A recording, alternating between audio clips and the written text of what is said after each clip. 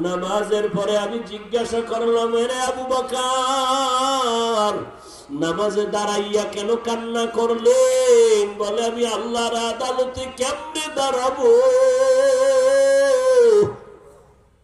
ওই ভয় আমি কান্না করেছি।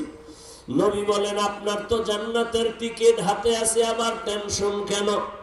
আবু বকর বলেন, ইয়া রাসূলুল্লাহ, কিয়ামতের দিন কি অবস্থা হবে আপনিই তো বয়ান করেছেন। ওই দিন আমার আল্লাহ রাগান্বিত আওয়াজ দিয়া বলবেন, লিমানিল মুলকুল ইয়াউম লিল্লাহিল ওয়াহিদিল কাহ্হার।